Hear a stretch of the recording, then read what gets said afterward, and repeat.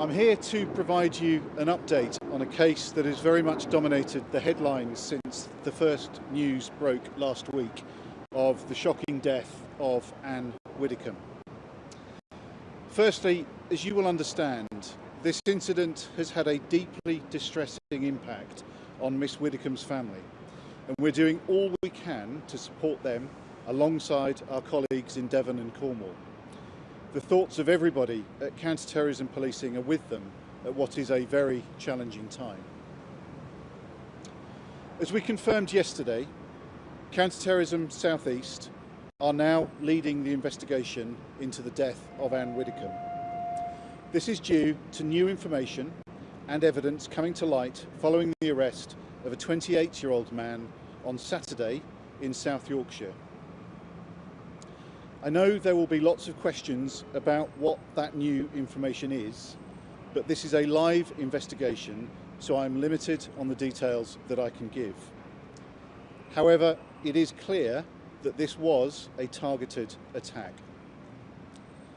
We are still working to understand the extent of any planning or preparation and the motivation that sits behind that attack, and I do not want to comment further on this at this stage of our inquiries.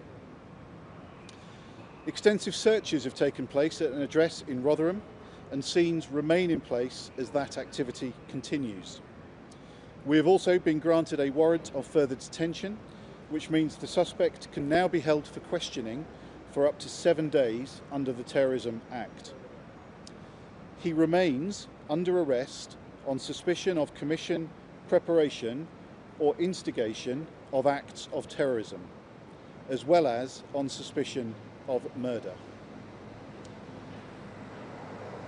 This is a complex investigation, and there are multiple lines of inquiry that we are pursuing expeditiously, including digital forensic examinations.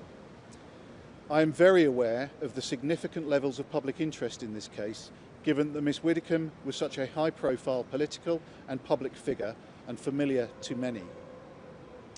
I do not intend to address every bit of speculation we have seen, but I would like to use this opportunity to remind the public that investigations of this type are complex and new information can emerge as officers progress their inquiries. And we intend to release further information when it's available and when it is appropriate to do so. So please allow us to do our job thoroughly and carefully, and think before sharing any unverified information. It is important to remember that this is a murder investigation following a brutal attack on a 78-year-old lady in her own home. I want to ensure that our work is conducted sensitively and considers the impact of what has happened. I would like to end by reassuring all of those who knew or knew of Anne Widdecombe that our excellent teams of investigators are working incredibly hard with the aim of securing justice for her and her family. So please, if you have any information that you think might help us with this investigation, please contact the police. Thank you very much.